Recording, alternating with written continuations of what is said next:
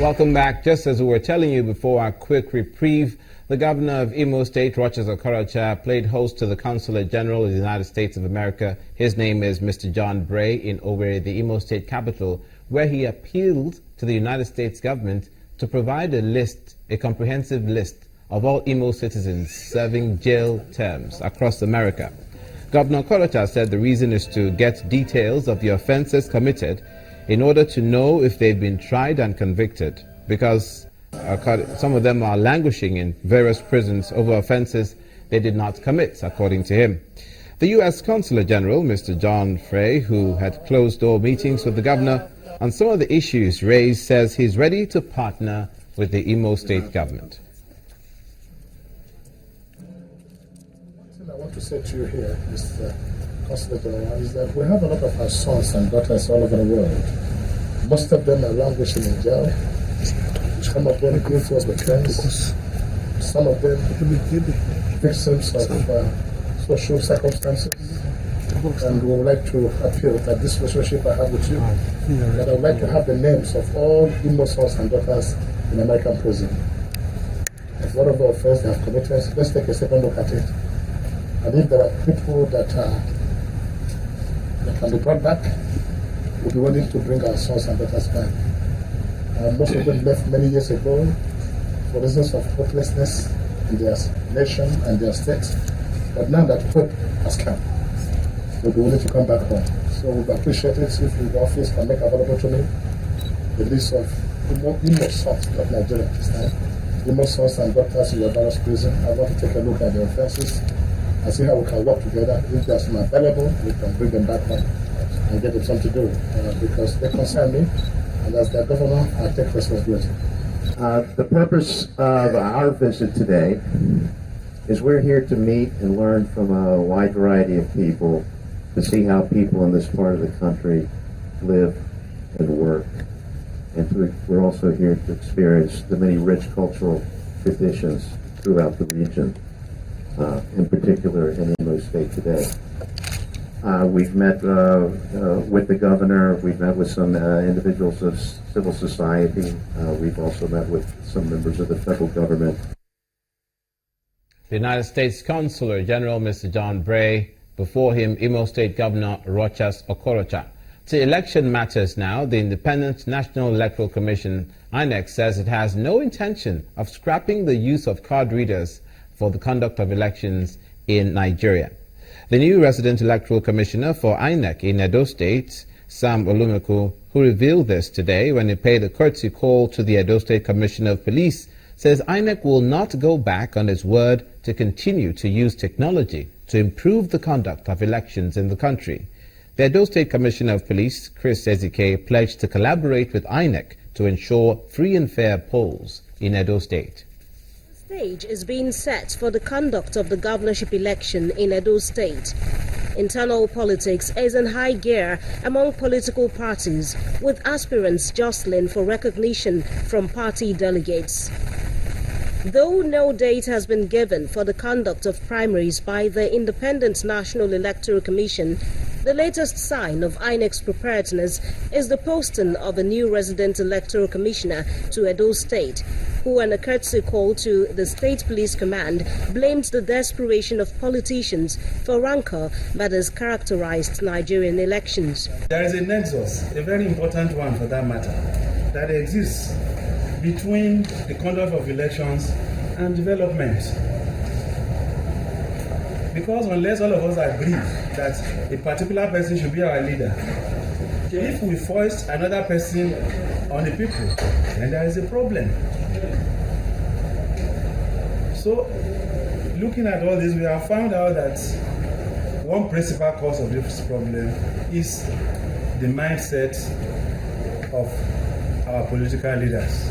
The INEC REC reaffirms that card readers will continue to be used in elections in Nigeria. It is imperative for me to point out here and now that, contrary to the impression being created that smart card readers are going to be dropped, I want to confirm to you that we will continue to use card readers. The Edo State Police Commissioner reassured INEC of the force's continued collaboration. I want to assure you of our continuous partnership. I want to assure you of our readiness to partner with you to deliver a free, fair, credible, and non-violent election in Edo State. The coming days will no doubt experience heightened political activities. It's hoped that the 2016 governorship polls will set a new standard of political maturity in Nigeria, as was seen in the presidential election. Meanwhile, the Independent National Electoral Commission has fixed the 5th of March 2016 as a substantive date for the rerun elections in Abia State. According to the new resident electoral commissioner, Mr. Sylvester Ezani, the rerun election will take place in 7 state constituencies and 1 senatorial district, hinting that all the rules and guidelines on the conduct of elections still stand, except that accreditation and voting will be done simultaneously. Yeah, and I sound that always since I assumed this 24 years ago, is for us to have free, fair, credible elections. And that's why I'm here. That's why, first of all, I told you some of these do's and don'ts that everybody should be aware. And some of them, we are actually going out now to talk to people. Even yesterday, we went to NYSC, we talked to them about what the coppers will do and what not to do. You do something wrong, you get punished for it. When employees were sending to do the job, you do something, you get punished for it. So we are here not only for this election, to develop the nation.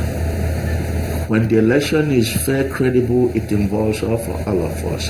And it is good for us to go out, no apathy, no voter apathy. You go out there, canvass, get your votes, so that when you win, you'll be a happy person.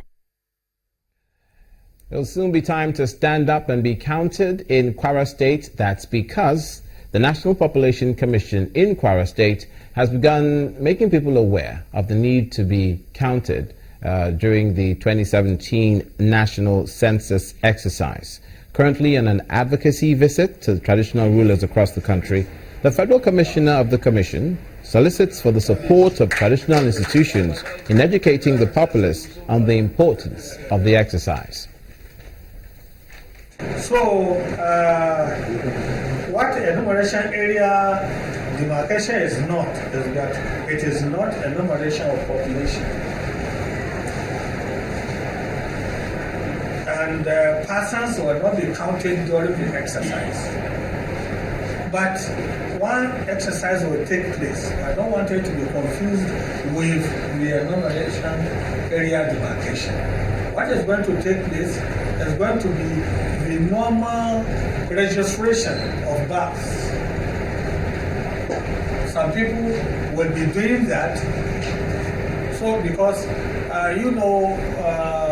we have been talking the percentage that is of the projected figure, we have not been able to achieve it.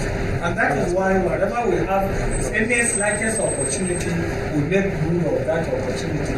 People who are going to do the registration during this exercise, of course, that exercise has nothing to do with enumeration area demarcation. It's a different thing entirely. Enumeration area demarcation has nothing to do with the counting of people. And this one is a registration of births that have been taking place not now but long ago. And that story from the North Central region of Nigeria is where we'll call it a day for this edition of News Across Nigeria. Thanks for watching. I'm Olumide McCall.